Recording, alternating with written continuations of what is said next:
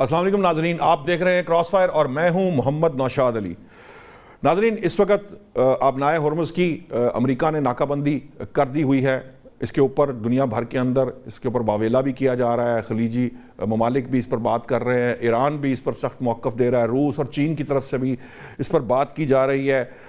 यकीनन अगर यहाँ से चीन और ईरान के कुछ चंद जहाज़ अगरचे आज गुजर गए हैं, लेकिन ओवरऑल जो तरसील होगी तेल की यहाँ से, वो अल्टीमेटली प्रॉब्लम क्रिएट करेगी और तरसील की कमी से जो तवानाई का बहरान है वो मज़ीद जो है वो शदीद तर होता जाएगा।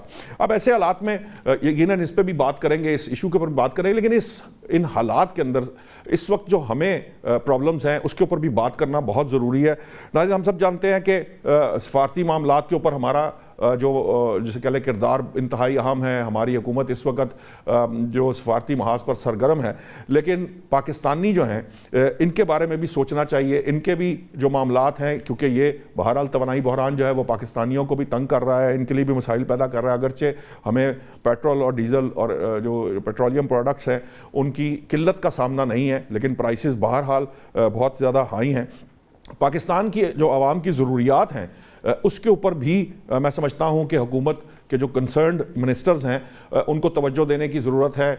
LPG जो है वो बहुत महंगी होती चली जा रही है। इसके साथ साथ हम सारे जानते हैं कि कतर ने जो गैस की प्रोडक्शन जो है वो बंद कर दी थी। उसने फोर्स मायोर जो है वो अनाउंस करके जो मुआहदे हैं वो ख़त्म कर दिए। अब LNG उस तरह से हमें दस्तयाब नहीं आ रहा, LNG नहीं आ रही। जो सिचुएशन इस वक्त हमारे सामने है, अगर इसकी किल्लत है तो बिजली जो है वो अगर डीज़ल या दूसरे ज़राए से पैदा करेंगे वो बहुत महंगी है। 180 रुपये फ़ी यूनिट तक इस वक्त लागत आ सकती है। तो सवाल ये है कि यहाँ पर हम महंगी बिजली जो है वो क्यों ख़रीद रहे हैं? इंडिपेंडेंट पावर प्रोड्यूसर्स का क्या किरदार है? उन्हें उस बिजली के जो उन्होंने पैदा नहीं की, क्या हम वो उसके पैसे देने की इस्तात और हिम्मत रखते हैं? हम तो जंग से पहले भी इसकी वजह से बहुत ज़्यादा परेशान भी थे और मसाइल का शिकार थे। हमने रीडू भी किए इनसे एग्रीमेंट्स, लेकिन क्या पाकिस्तान को इन हालात के अंदर, जिन हालात से हम गुजर रहे हैं, इसे फोर्स मायोर जो है वो अनाउंस करके इन मुआहिदों से बाहर नहीं निकल जाना चाहिए? क्या ये पाकिस्तानियों के लिए बेनिफिशियल नहीं है?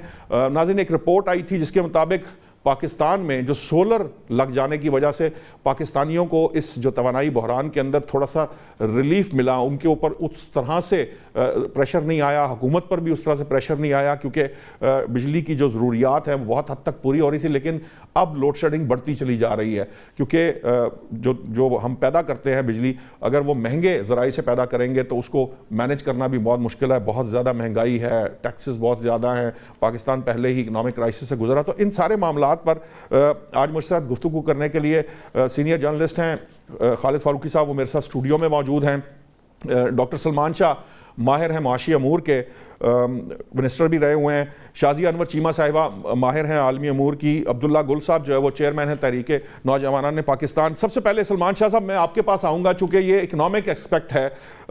ठीक है कि हम इंटरनेशनल गुफ्तगू बहुत कर रहे हैं, अपनी तमाम तर सफारतकारी की भी बात कर रहे हैं, उस पर भी बात करेंगे, लेकिन मुझे ये बताइए कि सबसे पहले ये बताइए कि जो IPPs का किरदार है इस वक्त, आज कौम की ज़रूरत ये नहीं है कि पाकिस्तान भी फोर्स मायोर जो है वो अनाउंस करे और अनाउंस करके इन IPP के मुआहिदों से बाहर निकले और नए सिरे से अपनी तवानाई जो एनर्जी पॉलिसी है उसको रीडिज़ाइन कर ले? देखें, ये बड़ा मुश्किल काम है, क्योंकि आपके इनके साथ एग्रीमेंट्स हैं जो कि इंटरनेशनली बैक्ड हैं। इनको अगर इनमें आप उनके साथ कुछ करेंगे तो आर्बिट्रेशन के लिए आपको लंदन जाना पड़ेगा और दूसरी जगहों पे जाना पड़ेगा, और आज तक पाकिस्तान कभी ये इस किस्म की चीज़ जीता नहीं है। हमारा तो ये मसला है कि जिन लोगों ने ये मायदे किए हैं वो उनसे पूछा जाए कि आपने ये इस किस्म के मायदे क्यों किए हैं, क्यों पाकिस्तान को हुकूमत में भी हैं, अभी भी वही हुकूमत करते हैं। सो आई थिंक एक इससे भी बड़ी जो चीज़ है जो आपने शुरू में कही, और वो ये था कि इसकी फ्यूल का कोई कमी नहीं है लेकिन महंगी है। उसमें भी हमारा एक बहुत बड़ा इशू है कि महंगी इसलिए भी है, एक तो आलमी कीमतें डेफिनेटली $100 से ऊपर चली गई हैं, लेकिन दूसरा पॉइंट ये है कि इसके ऊपर बेशुमार टैक्सेस लगाए हुए हैं हुकूमत ने। जितने का तेल बिकता है, जितने का वो तेल खरीदते हैं तकरीबन उतना ही उसके ऊपर टैक्सेस भी लगाए हुए हैं। जी। सो आई थिंक इस वक्त जो स्ट्रेटजी मेरी नज़र में तो बहुत गलत है कि हम पूरे मुल्क को लॉकडाउन में कर दें, हम फैक्ट्रियों को बंद कर दें, अपनी सप्लाई चेन्स को बंद कर दें, ट्रैफिक जो है ट्रांसपोर्ट को डिसरप्ट करें। तो हमें ये काम नहीं करना चाहिए। हमें हुकूमत के अखराजात जो हैं उनको स्लैश करके अपने तवानाई को ज़रा सस्ता करना चाहिए, ताकि हमारी फैक्ट्रियां भी चलें, हमारे खेत भी आबाद रहें और लॉजिस्टिक्स भी हमारी ठीक रहें। क्योंकि पाकिस्तान जंग में नहीं है, पाकिस्तान जंग तो मिडल ईस्ट में हो रही है, हमने यहाँ पे फ़िज़ा कायम कर दी। सो आई थिंक कि ये क्योंकि मुश्किल फ़ैसले हैं, हुकूमत अपने अखराजात कम करने को तैयार नहीं है और वो बढ़ाती चली जा रही है, और शाह आगे साहब, चल के अब बजट भी आएगा तो चूंकि बजट में मुझे लगता है ये और बढ़ाएंगे, और टैक्सेस भी बढ़ेंगे और हुकूमत के अखराजात भी ठीक है, बढ़ेंगे। आपका पॉइंट आ गया। क्योंकि मैं शाह साहब, मैं आपको यहां पे सिर्फ ये एक सवाल जरूर करना, तो आपने चूंकि आईएमएफ के साथ काम किया है, वर्ल्ड बैंक के साथ काम किया, आई नो कि आप कंसल्टेंसीज के अंदर भी रहे हैं, ये जो आईएमएफ की कंपल्शन की बात की जाती है हुकूमत की तरफ से, ये किस हद तक दुरुस्त है? किस हद तक मार्जिन हमारे पास है कि हम आईएमएफ की जो भी उनकी जैसे कह लीजिए गाइडेंस है उसके साथ रहते हुए ये टैक्सेस कम करें? क्योंकि एफबीआर तो अपने अहदाफ पहले ही नहीं पूरे कर पा रहा, वहां भी शॉर्टफॉल है, तो वो तो प्रॉब्लम अपनी जगह पर रहेगा।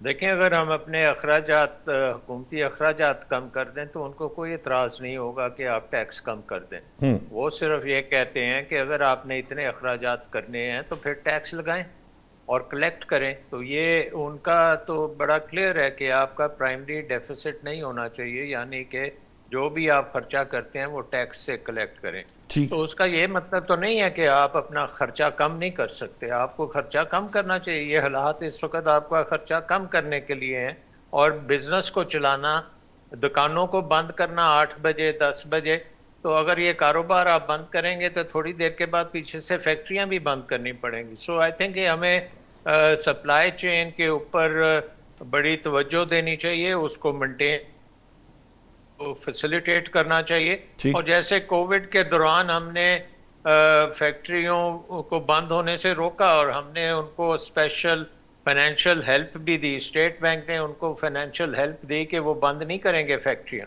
सो पाकिस्तान अब क्यों फैक्ट्रियों को कम कर रहा है, उनकी बिजली महंगी कर रहा है, उनको कम लोड शेडिंग जो है वो बढ़ा रहा है? तो आई थिंक कि ये स्ट्रेटजी जो है एक नी जर्क स्ट्रेटजी है जो नहीं होनी चाहिए। ठीक है, ठीक है, आपका पॉइंट आ गया। डॉक्टर शाजिया साहिबा, अगरचे के सलमान शाह साहब कह रहे हैं कि चूंकि ये हमारे लिए बड़ा मुश्किल हो जाएगा, हम आर्बिट्रेशन और इंटरनेशनल कोर्ट्स के अंदर हमें फिर घसीटा जाएगा। कतर ने जब मुआहिदा ख़त्म किया, उसने फोर्स मायोर जो है वो अनाउंस किया। इंटरनेशनल लॉ के मुताबिक आप क्या समझती हैं कि जिन हालात से हम गुजर रहे हैं, यकीनन जो जंग वहाँ जारी है उसके असरात हम पर भी आ रहे हैं, आप समझती हैं कि हम ये बात कह सकते हैं कि हमारे जो अवाम है वो भी जंग से बड़े बुरे तरीके से मुतासर हैं, ये कीमतें जो है अवाम की जेब से बाहर चली जा रही हैं? तो इंटरनेशनल लॉ के मुताबिक क्या हम इस पोजीशन में हैं कि हम भी मुआहदे ख़त्म कर सकते हैं? इंटरनेशनल लॉ इकोनॉमी के ज़ुमरे में क्या कहता है, मेरे पास ये मेरा स्ट्रॉन्ग सूट नहीं है, और मुझे आई मस्ट एडमिट कि मुझे नहीं पता। मैं जितनी इंफॉर्मेशन है, जितना मैं जानती हूँ, उसके हिसाब से जो आप जिस बात की तरफ आप इशारा कर रहे हैं, एक्सट्रीम सिचुएशन में हाँ वाकई ऐसा हो सकता है। आप ये कह सकते हैं कि इस वक्त जो है वो, और इस बात की आप प्ली ले सकते हैं कि जो तेल की कीमतें अगर ओपन मार्केट में इतनी ज्यादा या ग्लोबल मार्केट में इतनी ज्यादा है, तो हमारे जैसा मुल्क जो है उसको इसमें कोई रिलीफ जो है मिलना चाहिए। और उस रिलीफ को अगर ऑफ कोर्स जो है डॉक्टर सलेमान जो है वो बेहतर बता सकेंगे, जैसा कि आप बता रहे हैं कि उनकी एक्सपर्टीज है ये। जी जी। तो इसमें हम ये देख सकते हैं कि फिर जो इस वक्त की हुकूमत जो और मैयर ले रही है, जैसे हमने ईरान से अपना ट्रेड जो है उसे ओपन कर दिया है, जैसे हमें एक विंडो मिल गई है, विंडो अपॉर्चुनिटी के हमारे पास कराची पोर्ट जो है वो हमारी एक दफ़ा से फिर आबाद हो गई है, वहाँ पे काफ़ी ज़्यादा जो है वो ट्रांजिट के तौर पे है। तो हम ये कर सकते हैं कि अपना सप्लाई जो है वो किसी और से ज़्यादा कर लें और अपना मुआहदा भी जो है वो कायम रखें, लेकिन इसमें कहीं ना कहीं से कोई रास्ता निकलता ज़रूर होगा। अगर पॉलिटिकल विल हो तो रास्ता निकल सकता है, और मेरा ख्याल है कि रास्ते निकालने की कोशिश भी की जा रही है, लेकिन माजी में हम इतनी गलतियां करते रहे हैं, जैसे कि हमने ईरान के साथ जो ये पाइपलाइन है उसको कितने सालों तक हमने रखा और फिर हम उसको, वो तो एक मज़ाक़ ही बन गया। फिर रशिया के साथ जो हमने मंसूबा करना था, वो बार बार हर दफ़ा आते हैं और हम 5 सेंट ऊपर 5 सेंट नीचे की बात करके। तो मुझे याद है एक दफ़ा स्टूडेंट से बात करते हुए पुतिन ने बड़ी बरहमी का भी इजहार किया था कि पाकिस्तानियों को, और वो यही था कि हम आपके कोस्ट पे जो है वो ले आएंगे और उसके बाद वो पूरा जो है वो पाइपलाइन से पूरे पाकिस्तान में वो जो है वो सप्लाई हो जाएगा। तो हमें ये काम कर लेने चाहिए थे। इन जी कामों को करने का तो कोई मुआयदा नहीं था कि आप ये मत करें। ठीक। ईरान का मसला था, ठीक है, उस पे सैंक्शंस हैं, मगर रशिया से हम कर सकते थे, हम डाइवर्सिफाई कर सकते थे ना। ये डाइवर्सिफाई करने वाली बात है, वो हमने नहीं की। फिर लोगों की अपनी सहूलत के लिए सोलर जो है वो लगाने शुरू किए, तो हमने उसके अंदर भी एक नया काम शुरू कर दिया कि हमने तो वहीं से पैसे कमाने की। टैक्स ज्यादा हो गया या कुछ और। तो उसमें उसमें ये है कि ना तो आम बंदा जो है वो अपने बलबूते पे थोड़ी सी अपने लिए सहूलत जो है वो इकट्ठी कर सकता है, ना ही जो है वो मुल्की मामलात में। फिर ठीक। मुझ जैसे लोग जो हैं वो तो फिर टोटलिटी में यही समझते हैं कि जब तक हम इस IMF के शिकंजे से बाहर नहीं निकलेंगे और चीजों को हम किसी और एंगल से नहीं देखेंगे, तो मैं जिस तरह से इसको स्टडी करती हूँ, ऑफ कोर्स उसमें यह है कि हम कोशिश बहुत कर रहे हैं, हम चीजों को डाइवर्सिफाई करने की कोशिश बहुत कर रहे हैं, लेकिन उसमें अब टाइम लगेगा। ये गड़ा इतना गहरा है कि जिसमें से इस तरह से नहीं निकला जाएगा। एक ऊपर से क्राइसिस आ गया है, उसमें भी हम फिलहाल उस तरह से नहीं फंसे हैं जैसे कि इंडिया फंस गया है कि लाइनें लगी हुई हैं LPG की, या पेट्रोल पंप पे पेट्रोल मिल नहीं रहा है। तो सूरत हाल थोड़ी सी बेहतर है, मगर इकोनॉमी हमारी एक ऐसी चीज है जिसकी तो ओवरहॉलिंग होने की जरूरत है। ठीक। वो बहुत, वो माजी की गलतियों का एक अंबार है, जिनको दोहराते, उनको सुलझाते वो ऐसी गिरे हैं जो हाथों से लगाई हुई हैं, और अब ठीक दांतों है। से वो खुलनी है, और वैसे नहीं। और उसके लिए बहुत बोल्ड, बहुत सिस्टमैटिक, लॉन्ग टर्म किस्म के डिसीजन लेने हैं। ठीक। लेकिन ऑफ सियासी कोर्स आपके पास पॉलिटिकल विल आप समझती है कि वो होना, ये जो बात है, अब सलमान शाह साहब का मौक़िफ़ भी आपके सामने है। डॉक्टर शाजिया कहते हैं शायद अगर कोशिश की जाए तो हो सकता है कोई रास्ता हो। मेरा पॉइंट जो था वो ये था कि अगर कतर डिक्लेयर कर सकता है फोर्स मायोर, वो कह सकता है, क्योंकि उसके ऊपर ठीक है बराह रास्त उसके ऊपर अटैक हुआ है, लेकिन हम उससे डायरेक्टली इफेक्टिव भी हैं। हमें प्रॉब्लम आ रही है और हमें मालूम है कि ये मुआहदे जो हैं, ये जो हमने किए हुए हैं, हम आर्बिट्रेशन में इन चीज़ों के ऊपर आर्ग्यूमेंट कर सकते हैं, लेकिन कम से कम हमें फॉर द टाइम बीइंग तो चले मान लिया कि मुआहदे नहीं, लेकिन हमको कुछ को उनको हॉल्ट करके कुछ जंगी हालात के अंदर तो कम से कम उनको हम ये कह सकते हैं कि आप इस टाइम के अंदर हम पर ये जुल्म जो जारी है ये ना किया जाए। आप समझते हैं कि ये एफर्ट पुट करनी चाहिए गवर्नमेंट को? नहीं, मेरा ख्याल है कि शाह साहब ने जितनी बात की उससे बड़ी वजाहत हो गई, इसलिए कि जिन लोगों ने मुआहदे किए थे उन्होंने वो तमाम रास्ते पहले बंद किए जिसमें पाकिस्तान किसी मुश्किल वक्त में कहीं रिलीफ ले सकता था। हमारा प्रॉब्लम ही है ना, आप रेकोडेक को देखें और IPPs के मुआहदों को देखें, वहां भी मुआहदा जब हुआ तो तब भी, और ये भी जो मुआहदे जितने हुए इन सब में भी, और जब आप इसकी लिस्ट देखते हैं, और ये भी शाह साहब ज़्यादा बेहतर बता सकते हैं कि इसके बेनिफिशरीज कौन हैं। जैसे उन्होंने कहा कि वही लोग आज फिर हुक्मरान भी हैं, तो बेसिकली वो बेनिफिशरीज जो हैं उन्होंने मुआहदे करते वक्त ये देखा कि हम अगर कहीं किसी वक्त भी इन हालात से बाहर निकलना चाहें तो हम ना निकल पाए, यानी स्टेट का ख्याल नहीं रखा, अपना जाती मुफाद का ख्याल रखा। बाकी जहां तक कतर की बात है, कतर है हालत जंग में डायरेक्ट इफेक्ट ही है, उसके ऊपर हमले हुए। पाकिस्तान उस तरह मुतासिर नहीं है। पाकिस्तान की तरह और दुनिया की बेशुमार इकॉनमीज हैं जहां जंग के असरात जरूर पहुंचे हैं, जो इस खिते में नहीं है उन तक भी पहुंचे हैं, पाकिस्तान पर भी पहुंचे हैं। लेकिन पाकिस्तान का बुनियादी मसला तो ये है ना कि जो मुआहदे आपने किए हुए हैं वो जिन लोगों के साथ आपने किए, जिन ममालिक के साथ किए, जहां निजी शोबे में आपने मुआहदे कर लिए, वहां से निकलने का रास्ता कोई।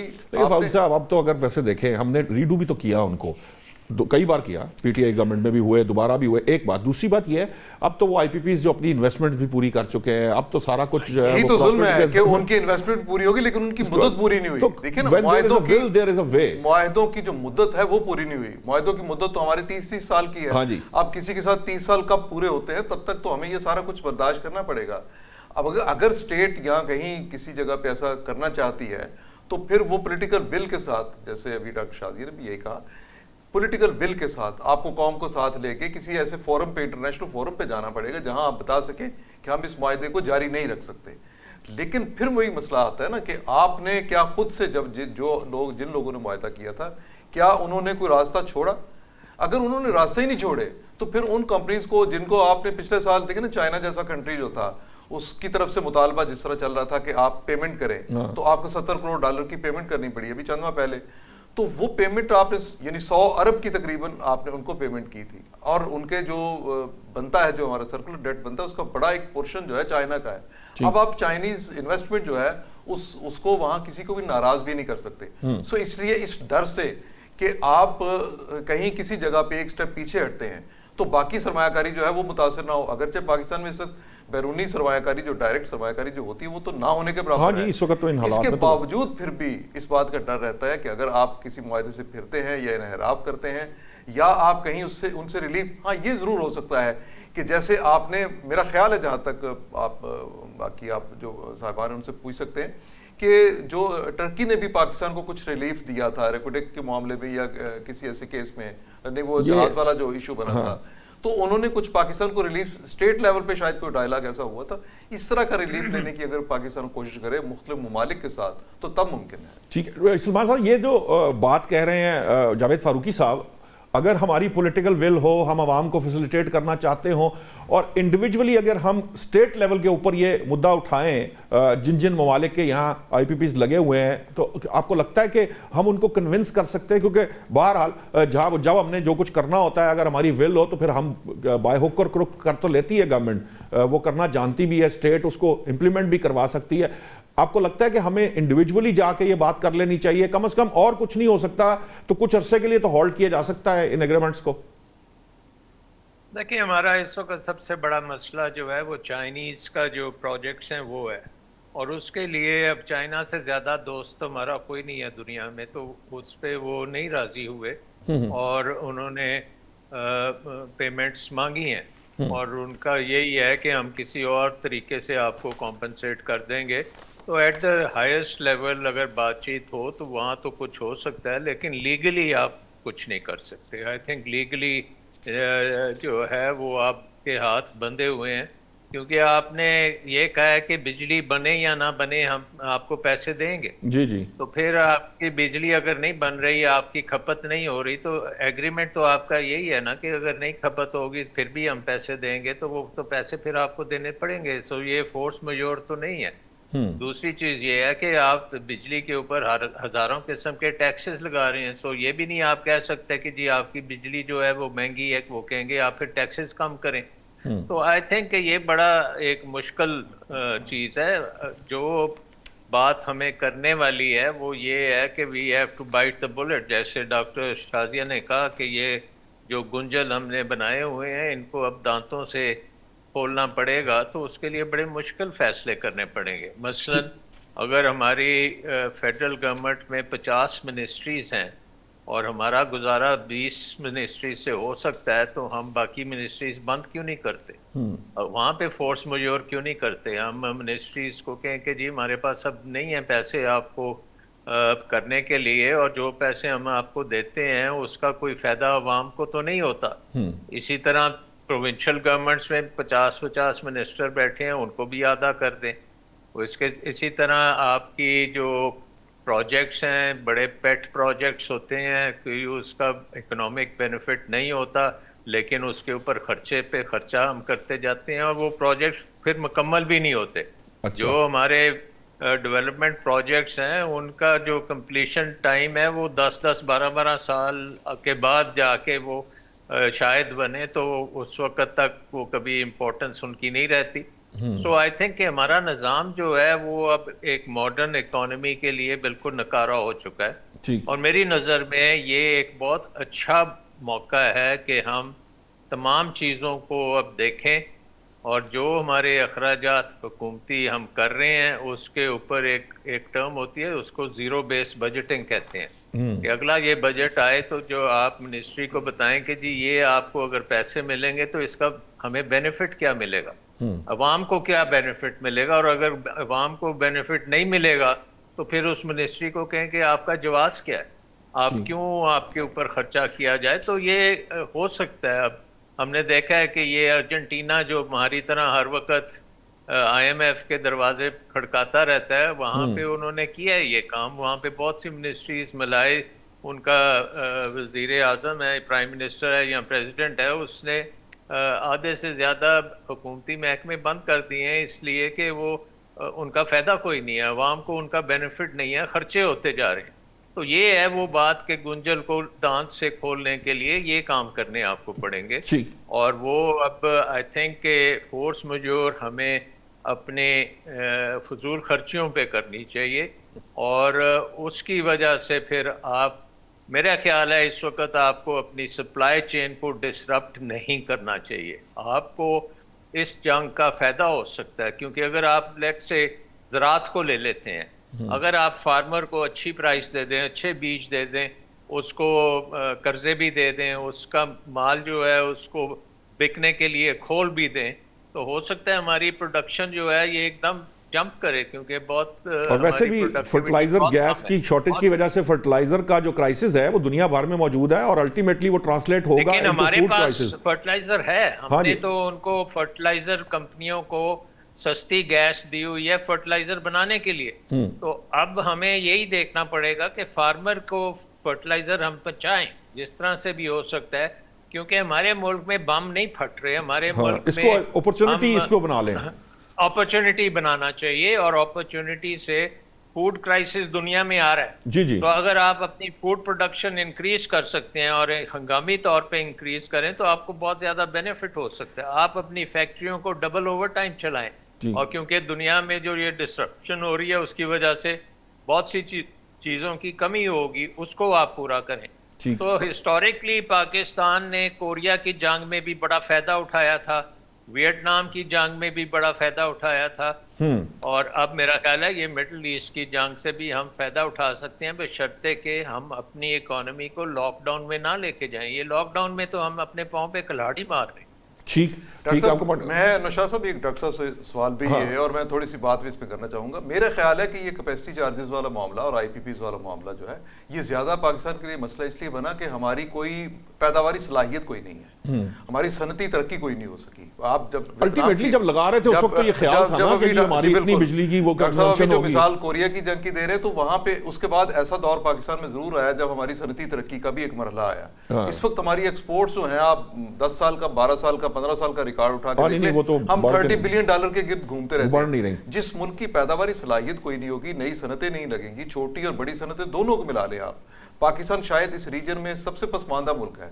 अगर यहाँ सनती अमल शुरू होता, वो सनतें लगी होती हैं और हम एक पैदावारी मुल्क होते, हमारी एक्सपोर्ट्स में इजाफा होता, तो शायद जो टारगेट रखे गए कि हमने 10 साल पहले भी टारगेट रखा कि हमने $50 बिलियन तक पहुंचना है, आज भी हम $50 बिलियन का एक टारगेट रखते हैं। अगर ये $50 बिलियन का टारगेट हमने हासिल कर लिया होता तो शायद हमें ये जो कैपेसिटी चार्जेस या जो भी आईपीपीज है इतने महंगे महसूस ना होते। इससे निकलने का, या इस मसले से बुनियादी तौर पे मसला ये नहीं है कि आईपीपीज वाला मामला कैसे हल किया जाए, मसला तो यह है कि इससे निपटा कैसे जाए कि आपको ये बोझ महसूस ना हो। इससे निकलने का मेरे ख्याल के मुताबिक यही एक रास्ता है कि इस मुल्क में जो हुकूमत, जो भी बरइख्तियार है, वो अपनी पॉलिसियां ऐसी बनाए ना कि जिसमें ये पता चले कि इस मुल्क में इतनी नई सनतें लगी हैं, हमने सीपैक कर लिया, सीपैक के बेनिफिट हमें क्या पहुंचे, हमें क्या, इस कौम को क्या मिले हैं, अब तक कितनी इंडस्ट्री लगी है, कितने लोगों को रोजगार मिला है। मतलब आप देखना जो जोन आपने इस मुल्क में बनाए थे स्टेट ने, नहीं वो ठीक बात है, पॉलिसी अगर उस वक्त तो प्लानिंग तो थी, लेकिन उसमें बहुत सारे एलिमेंट्स आ जाते हैं ना, टेररिज्म का मामला था, वो चीजें हमारे साथ आई, सारा कुछ अपनी जगह पे, जहां पे नहीं टेररिज्म वहां भी सनतें कोई नहीं रख सकी। वो आपकी ओवरऑल कंपैटिबिलिटी और वो चीजें है ना, इन्वेस्टमेंट का मसला है कि आपके पास इतना होगा। बहुत बहुत शुक्रिया सलमान साहब आपका, आपने वक्त दिया। यकीनन आप ये समझते हैं कि जो इस वक्त मिडिल ईस्ट वॉर है, बजाय इसके कि हम इस वॉर को अपने पर सवार करके हम इस तरह की पॉलिसीज़ डिज़ाइन करें और इस तरह की पॉलिसीज़ दें जिससे हम जो है वो अपनी मईशत को और चोक करते चले जाएं, ये अपॉर्चुनिटी में डेवलप करने की कोशिश करनी चाहिए। नाज़रीन, इसके जब ब्रेक से वापस आएंगे तो इस वक्त जो सफारती महाज पर पाकिस्तान कर रहा है उस पर बात करेंगे, और जो ओवरऑल इंटरनेशनल सिनारियो चल रहा है डॉक्टर शाजिया से पूछेंगे कि ये जो अपना हॉर्मुज़ बंद की गई है, ये जो नाकाबंदी की कोशिश की गई है, ये ईरान को किस हद तक अफेक्ट करेगी और ईरान के बजाय ये बाकी दीगर दुनिया को किस हद तक अफेक्ट करेगी, इस पर बात करते हैं ब्रेक के बाद। वेलकम बैक नाजरीन, इस वक्त जो मैंने डॉक्टर शाजिया के लिए सवाल छोड़ा था, मैं चाहूँगा कि उस सवाल पर भी बात करेंगे कि ये जो अमरीकी सदर ने जो अपनाए हॉर्मुज़ की जो नाकाबंदी की है, इससे ईरान को क्या अफेक्ट होगा और ईरान के इफेक्ट के इन कंपैरिजन पूरी दुनिया, खासतौर पर यूरोप और बाकियों को क्या इफेक्ट होगा, ये एक सवाल है। दूसरा सवाल ये है कि ईरानी हुकाम ने भी अब इसकी तस्दीक की है कि वो जो ईरानी हैं वो दूसरे दौर के लिए तैयार हैं, और ख़बरें ये भी आ रही हैं कि 2-3 दिन के अंदर, यानी इसी हफ्ते के अंदर अंदर हो सकता है कि इस्लामाबाद में एक और सिटिंग जो है वो नए सिरे से ये बैठा, ईरान और अमेरिका बैठे। क्या ख्याल है डॉक्टर शाजिया साहिबा, अगर दूसरी सिटिंग हो जाती है तो आपको लगता है कि कोई मामला जो है या मुआहिदा वो हमारे सामने आ जाएगा? देखिए, ये खबरें गर्दिश कर रही हैं और अल जज़ीरा ने ये खबर लिखी है और मैंने इसको कंफर्म करने की कोशिश की है। तो जो रेलेवेंट क्वार्टर्स हैं उनका ये कहना है कि अभी उनके पास ऐसी कोई खबर नहीं है बताने के लिए, सो इनको एज अ रूमर ही डील किया जाए, तो जब कोई खबर होगी तो वो ज़रूर बता देंगे। तो इसका मतलब ये है कि अगर कोई ऐसी बात है भी तो उसको पब्लिक नहीं किया जा रहा, और दूसरा ये कि बहुत चांसेस हैं कि ऐसी कोई बात हो ही ना। ट्रंप जो है वो खुद अपने ज़राए से ये बात जो है वो फैलाना चाह रहे हो कि पहला तो एक मुआहदा करने के लिए हम गए थे उसको आगमायर से बचने के लिए, तो उसमें से तो हम उठ के आ गए हैं। तो अब जो है दोबारा, क्योंकि उन्होंने मार्केट को स्टेबल करने के लिए भी ये इस तरह की वो हरकतें करते हैं कि मुआहदे जारी हैं, बातचीत हो रही है, लेकिन मार्केट को अनस्टेबल भी वो खुद ही करते हैं अपने बयानात से। बिल्कुल, मैं यही कहने लगी थी कि वो हर फ्राइडे को एक बात कर देते हैं, फिर उसके बाद जब मार्केट ओपन हो जाती है तो फिर एक नई बात कर लेते हैं। लेकिन वो कर क्या रहे हैं ये ज्यादा इंपॉर्टेंट है, वो क्या खबरें प्लांट करवा रहे हैं वो एक और बात है। तो वो जैसा कि मैंने आपको बता दिया कि इसके बारे में जब तक हमें हतमी तौर पे बताया जाएगा हम जरूर जो है वो डिस्कस कर लेंगे। अभी तक जो है वो ये है कि जी हमारे पास इस तरह की कोई खबर नहीं है। तो ट्रंप कर क्या रहे हैं, उन्होंने स्ट्रेट ऑफ होर्मुज को ब्लॉकेड कर दिया है, और उसको ब्लॉकेड करके और यही उनका जंग का मकसद भी यही था। स्ट्रेट ऑफ होर्मुज के ऊपर मोनोपोली और हेजमनी तो बेसिक पर्पस था, और उनको अब समझ नहीं आ रही कि उसको खुलवाना कैसे है, और अगर खुलवाना है तो उसमें फिर कौन सा तरीका इस्तेमाल करना है। अगर फुल फ्लेज वॉर में जाना है तो उसकी कैपेसिटी नहीं है, और अगर जंग में नहीं जा सकते हैं तो फिर अपना फेस कीपिंग कैसे रखनी है। तो बिल्कुल नेतन्याहू दुरुस्त फरमा रहे हैं जो आज कल उन्होंने खिताब किया है अपनी पॉपुलेशन से, और कहा है कि मुझे अमेरिकी रिपोर्ट करते हैं और अमेरिकन एडमिनिस्ट्रेशन मुझे डेली रिपोर्ट करती है। तो यकीनन करती होगी, डेली रिपोर्ट भी करती होगी, डिक्टेशन भी लेती होगी, और मेरी अपनी अंडरस्टैंडिंग अब इसमें बहुत ज़्यादा होती जा रही है कि अमेरिका के पास इस वक्त डिसीजन की पावर नहीं है, वरना वो इतने बड़े गड़े अपने लिए नहीं खोदें, क्योंकि अमरीकी सदर जो है वो अगले महीने चाइना का विजिट जो है वो अपना प्लान कर चुके हैं, जो कि ऑलरेडी प्लान था, वो जंग की वजह से आगे गया, और उसमें अब वो चाइनीज वेसल्स जो हैं वहां से गुजरने नहीं देंगे। तो क्या ये ओपन सीज में इलीगल होगा? तो क्या ये एक्ट ऑफ वॉर है? वैसे आज कह रहे 4 चाइनीज जो शिप्स थे वो गुजर गए हैं, एक ईरान का शिप भी गुजर गया, मतलब ये गुज़िश्ता 24 घंटों में ये खबरें भी आई हैं जी। और उसमें ये है कि अगर वो नहीं गुजरने देंगे तो किस बुनियाद पे, और उस बुनियाद को उन्होंने ये बताया है कि जी जो लोग ईरान से कोई बातचीत करके या किसी और करेंसी में या कोई पैसे वैसे दे के गुजरेंगे तो उनको हम रोक लेंगे। तो अभी मैं देख रही थी कि एक ईरानियन जो हैं वो कॉन्सुलेट, उन्होंने एक तस्वीर शाये की हुई थी कि यहाँ पे हमने ब्लॉकेड किया हुआ है, उससे चंद किलोमीटर आगे जो है एक लाइन खींच के बताया हुआ था कि यहाँ पे अमेरिकन ब्लॉकेड है, और उससे काफी किलोमीटर आगे उन्होंने कहा हुआ था कि यहाँ पे हमने दोबारा अमेरिका के ब्लॉकेड को ब्लॉकेड कर लिया हुआ है। तो ये अब जंग से ज्यादा आपको वाटर गेम्स नजर आती हैं कि ये क्या है इसमें। और फिर सऊदी अरेबिया जो है उसने खास तौर पे सुनने में आया है कि ट्रंप से कहा है कि इससे आप थोड़ा सा परहेज करें, क्योंकि मंदेब जो है वो बंद हो जाएगी, तो हमारा जो पैरेलल रूट है वो बंद हो जाएगा। फिर साइड लाइन पे पाकिस्तान ने जो है वो 2-2 घंटे की चीफ जो हमारे फील्ड मार्शल हैं उन्होंने और प्राइम मिनिस्टर शहबाज शरीफ ने अलग अलग से ईरानियन डेलीगेशन के साथ साइड लाइंस पे मीटिंग की हैं, जिसमें इस खिते के बारे में जो हमारे बायलैटरल और जो रीजनल एस्पेक्ट्स हैं वो डिस्कस हुए हैं। तो उसके पेश रफ्त में फिर ईरानियन जो वजीर खारजा हैं उन्होंने सऊदी अरेबिया से, ख़ास तौर पे कतर और कुवैत से बात की है और चीज़ों को आगे बढ़ाने की बात की है। तो जो पॉइंट मैं बनाना चाह रही हूँ, जो मैं समझाना चाह रही हूँ, वो ये कि इस खित्ते के मसाइल जो हैं वो एक इंडिजिनस प्लान में ही होंगे, जो ये खुद मिल बैठ के सोच रहे हैं कि अब हमने खुद ही कुछ करना है। और उसमें जो चाइना की साइलेंस थी, जो बैकडोर उसका सब कुछ सपोर्ट वगैरह है, लेकिन चाइना सामने नहीं आता है। तो अब जो है वो चाइना सामने भी आ गया है। हाँ जब जी, अब तो खुल बात के जो है बयान वो दे इस रहे तरह हैं। से हुई है, तो अब ये देखना है, अब अमेरिका और चाइना और रशिया आमने सामने आ गए हैं। ईरान तो स्टेट ऑफ हुर्मुज को उसने कहा मेरा टेरिटोरियल इसके ऊपर क्लेम है, आप इसे जाके इंटरनेशनल कोर्ट में जो है वो बात कर लें, हम ये नहीं आपको दे रहे हैं। तो अब अमेरिका को समझ नहीं आ रहा कि रिजीम चेंज करने के बाद, ईरान को तबाह बर्बाद करने के बाद, ठीक। अब अल्टीमेटली हम कहाँ फंस गए हैं, और गल्फ कंट्रीज अब क्या करने वाले हैं। और उसी रिसेशन और डिप्रेशन की जो आप पहले सेगमेंट में बात कर रहे थे, वो इतना एविडेंट हो गया है कि उसमें वो मुल्क जिनकी इक्तसादी पॉलिसी अच्छी है या बुरी है, इसमें सब के सब इस लपेट में आएंगे। जी जी जी। और ऑफ कोर्स इसका कोई ना कोई जो है वो हल निकालना पड़ेगा, लेकिन मसला ये है ट्रंप के पास हल है नहीं। ठीक। और उससे भी बड़ा मसला ये है कि उनके पास फैसले की पावर ही नहीं है। तो उनके फैसले जब इसराइल से होंगे तो फिर मसला कहाँ से हल होगा और कैसे होगा। ठीक है अब्दुल्ला गुल साहब, ये डॉक्टर शाजिया कह रही हैं कि जो अमरीकी सदर हैं उनके पास तो फैसले की ताकत नहीं है, लेकिन वो नाकाबंदी वो करके बैठ गए हैं। नाकाबंदी भी ऐसी है जिससे चीनी जहाज भी गुजर रहे हैं और ईरानी जहाज भी गुजर गया है। और सेकेंडली चीन खुलकर जो है वो बिल्कुल ओपन बयान अब देना शुरू हो गया है। रूस भी बयान दे रहा है, यूरोप भी जो है वो इस चीज़ से मना कर रहा है अमेरिका को, उसके बावजूद वो ये कर रहे हैं। आपको क्या लगता है कि इसका क्या फ़ायदा होगा? और दूसरा, अगर ये जिसे कहते हैं ना, वो पहले हमारे यहाँ कहता है कि जी मैं ताला लाया, वो लगाया जी दूसरी पार्टी ने उसके ऊपर ताला लगा दिया, तो ये जो तरीक़ेकार है इससे कोई सोल्यूशन की तरफ जाएगा ये मामला? इससे कोई सोल्यूशन निकल पाएगा? ताल्लुक है कि सदर ट्रंप के पास फैसला करने के इख्तियार नहीं है। मेरा ख्याल है कि नहीं, फैसला तो वो वही तो कर रहे हैं।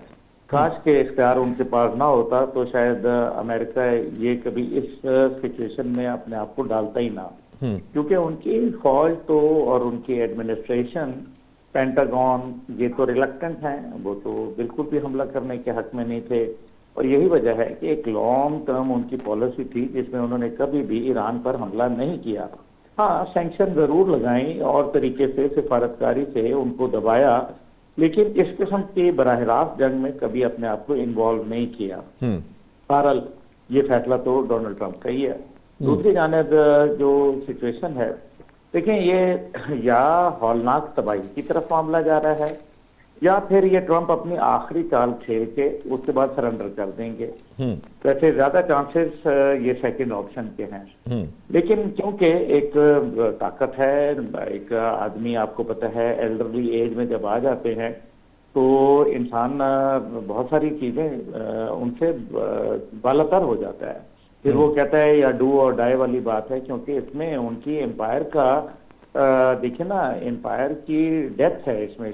तो अगर एम्पायर की डिमाइस हो जाएगी इस सारे सिलसिले में, और अगर वो चाइना के सामने, रूस के सामने, दुनिया के सामने सरेंडर कर देंगे, उनकी बात को मान लेंगे, तस्लीम कर लेंगे, ईरान को मान लेंगे, तो फिर उनको सुपर पावर तो कोई नहीं कहेगा।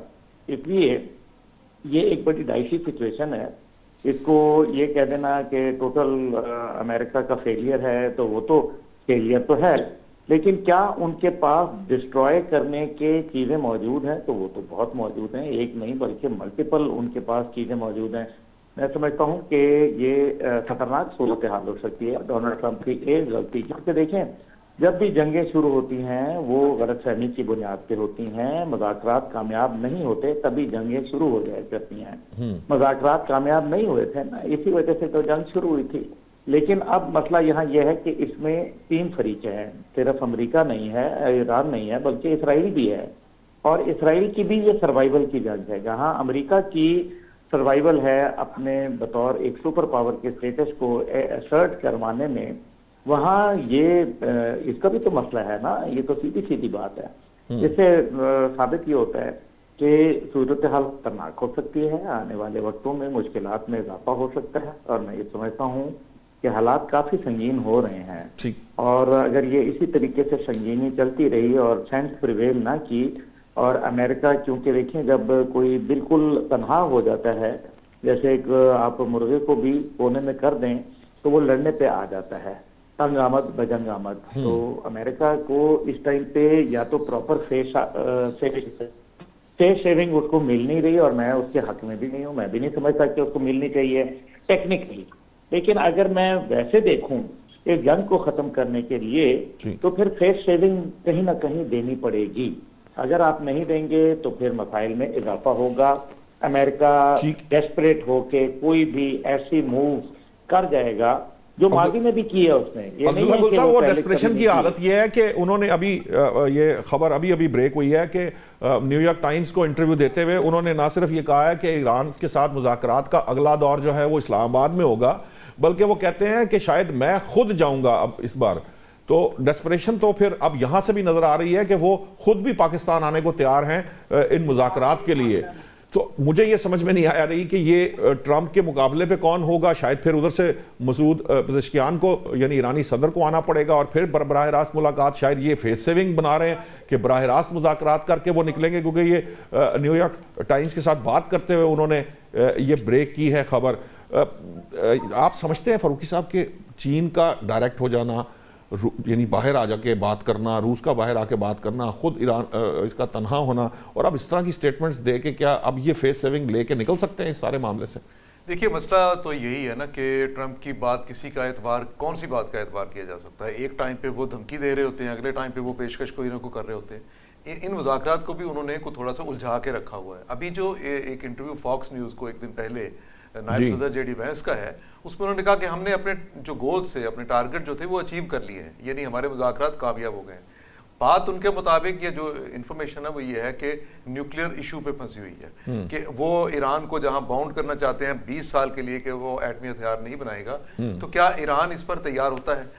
अगर तो बात यही है। वैसे फारूकी साहब मुझे ईमानदारी बताएं, क्या ये मुमकिन है कि कोई किसी से ये इस चीज की गारंटी मांगे कि 20 साल के लिए आप हथियार नहीं, 21वें साल में आप बना लें? मसला वही है ना, जो 21वें साल में ईरान एक्सेप्टेबल हो जाएगा। इससे पहले जितने मुज़ाकरात होते रहे वो भी नाइंसाफी थी कि आप अपना न्यूक्लियर जो अपना यूरेनियम है इसको नहीं अमल नहीं कर सकते, एनरिच नहीं कर सकते। तो इसराइल करता रहा, उसने एटम बम बना लिया। तो ये तो सरासर एक नाइंसाफी और प्रेशर है, दबाव है। अच्छा, अब अगर तो जेडी वैंस के इंटरव्यू को देखा जाए कि उनके वो कहते हैं कि हमने 80% तो मामला तय कर लिए, बाकी जो है वो कुछ मुद्दत का इसमें है। ये फिर ईरान का एक गिफ्ट होगा अमेरिका के लिए कि उसका मुतालबा जो है ना मानने वाला, उसको ईरान अगर मान लेता है कि वो ईरान 5 साल की बात कर रहा है इन रिपोर्ट्स के मुताबिक और अमेरिका का मुतालबा 20 साल का है, अगर दरमियान में कहीं कोई बात तय पा जाती है तो ये फेस सेविंग होगी जो अमेरिका को मिलेगी। इतना अगर कोई 10 साल की बात भी मेरा ख्याल हो जाती है तो ट्रंप अपना मुंह लेके चले जाएंगे, वो कहेंगे जी हमने देखा ईरान का एग्रीमेंट। अच्छा, अगला मामला आएगा कि जो यूरेनियम ईरान के पास है वो कहाँ जाएगा? 440 किलोग्राम। वो 440 किलोग्राम जो बताया जाता है यूरेनियम है। फिर ये अगर 440 किलोग्राम यूरेनियम मौजूद है तो वो तो अमेरिका कहता है हमें वापस हमारे हवाले किया जाए। इसमें पेशकश रूस की भी थी कि रशिया ने कहा की हुई है, लेकिन इसका क्या हम करें कि कल को अमेरिका कहे कि ये जो हमारे हवाले कर दी यूरेनियम, तो इसके अलावा भी इनका कहीं ना कहीं मौजूद है, तो वो एक नए बहाने से फिर आ जाए। सो उसमें वो गारंटीज चाहिए होगी। ये गारंटीज कौन दे सकता है? दुनिया में कोई मुल्क इस वक्त ऐसा सिवाय चीन के और रशिया के ऐसा नहीं है, या फिर यूरोप कुछ रोल प्ले कर सकता है कि वो किसी बड़ी जंग से बचने के लिए ऐसी गारंटी ले कि अमेरिका दोबारा इधर ना आए, कोई यूरेनियम वाला मसला भी हल हो। इस खित्ते को तबाही से अगर बचाना है तो जंग से बचाना होगा।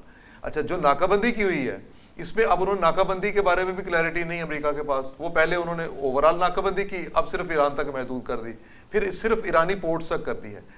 अगर जवाब में हौसियों ने बाकायदा तौर पे रेड सी में ऑपरेशन किया और उन्होंने हमले शुरू कर दिए, नहीं वो भी तो मसला है, वो बाबुल मंदब का भी मसला है। मैं वही बात करूं कि रेड सी का अगर मसला जो आ जाता है, बाबुल मंदब का मामला आ जाता है, तो इसका मतलब है कि कोई 30% जो तेल की सप्लाई है वो मुतासर होगी। पर इसमें चीन जो है, जिसके साथ इस वक्त सरबराही मुज़ाकरात ट्रंप करने वाले हैं, उन मुज़ाकरात से पहले ट्रंप शायद इस मामले से निकलने की पूरी कोशिश करेंगे, क्योंकि सऊदी अरब जो है वो भी इस नाकाबंदी की फेवर में नहीं है। हाँ जी, वो भी उसने पूरा रीजन इस वक्त मुतासर हो रहा है। तो इसमें बात तो यही होगी, कुछ शराइत जो ईरान को माननी पड़ेंगी, जो ईरान ने जो 10 मुतालबात अपने रखे, कुछ उनमें से मान ली जाएंगी। सबसे पहले कोई इनके कॉन्फिडेंस बिल्डिंग मेजर्स होने चाहिए, जिसमें उनके कुछ एसेट्स बहाल हों, हमला ना करने की गारंटी दी जाए। इसी तरह यूरेनियम का या न्यूक्लियर प्रोग्राम का और मिसाइल प्रोग्राम का, क्योंकि मिसाइल प्रोग्राम में सिर्फ इसराइल का इशू नहीं है, मिसाइल प्रोग्राम में अब वो जो खलीजी रियासतें भी हैं, उनका भी मामला आ गया। वो तो वैसे मेरे ख्याल खलीजी रियासतों को तो गारंटीज दी जा सकती है, वो एग्रीमेंट्स डायरेक्ट भी किए जा सकते हैं, पाकिस्तान की तरफ से कुछ दी जा सकती है। हाँ, बिल्कुल। डॉक्टर साहब, मैं ये जो अब तो बात क्लियर हो गई, जो अमेरिकी सदर है वो तो पाकिस्तान आने के लिए जो है वो बेचैन नजर आ रहे हैं। तो आपको लगता है कि अगर फर्ज कीजिए कि इस बात को तस्लीम कर लिया जाए, अगरचे कि अगले घंटे में क्या होगा कोई नहीं जानता, लेकिन अगर इस बात को भी सामने रख लिया जाए, तो आपको लगता है वाकयातन अब ये डेस्परेशन जो है ये अपनी इंतहा को छू रही है अमेरिका की, कि वो खुद भी ट्रंप जो है वो इस्लामाबाद आके बैठने को तैयार है?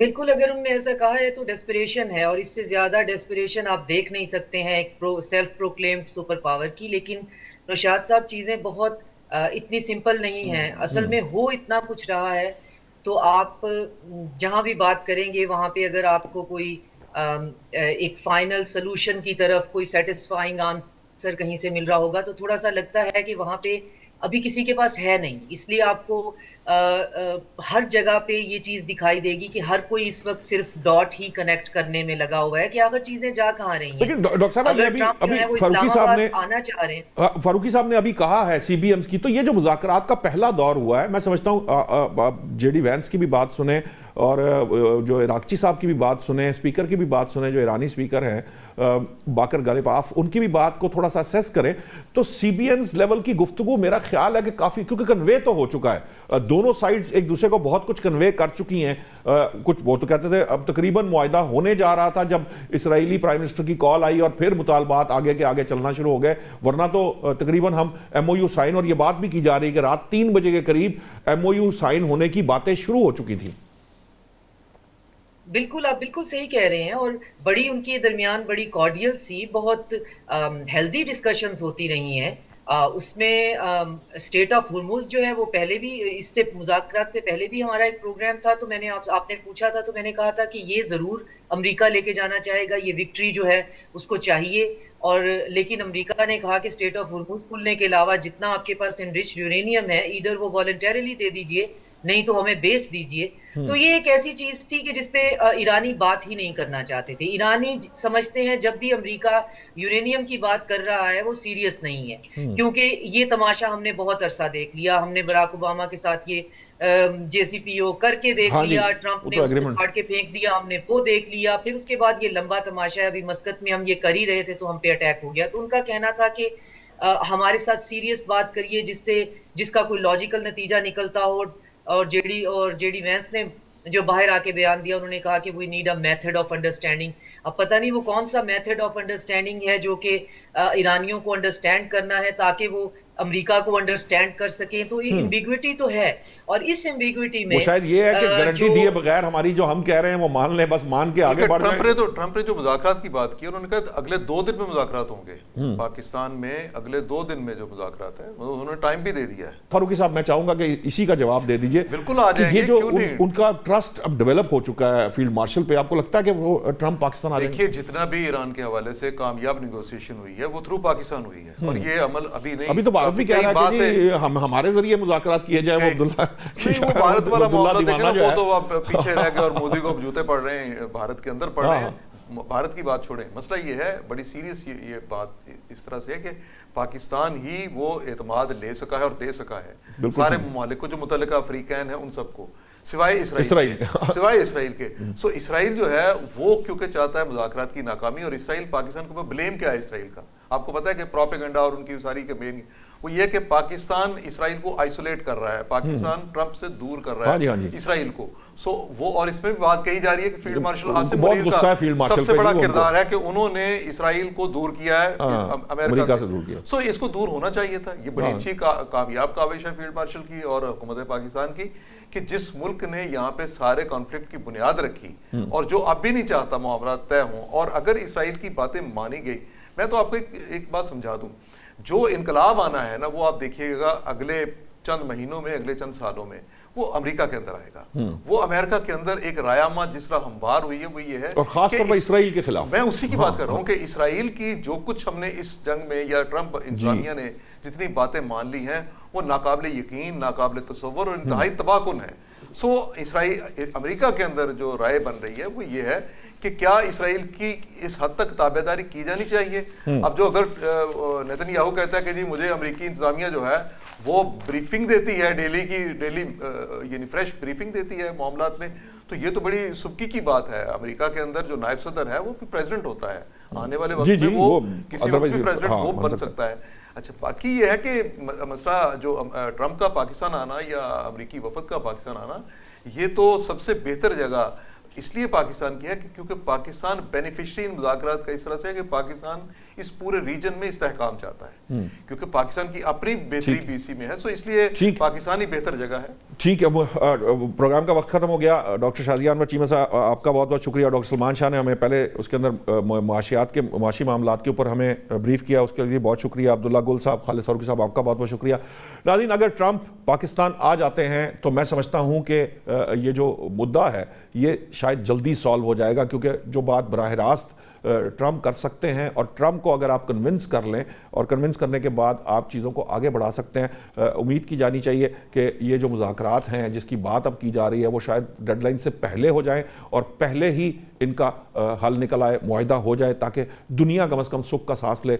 जो इन तेल की बढ़ती कीमतों की वजह से हमारी जैसी मईशतें या यूरोप की मईशतें जो हैं वो हिल कर रह गई हैं। आज तक के लिए इतना ही। कल नए मौज़ूआत के साथ हाजिर होंगे। अल्लाह निगहबान।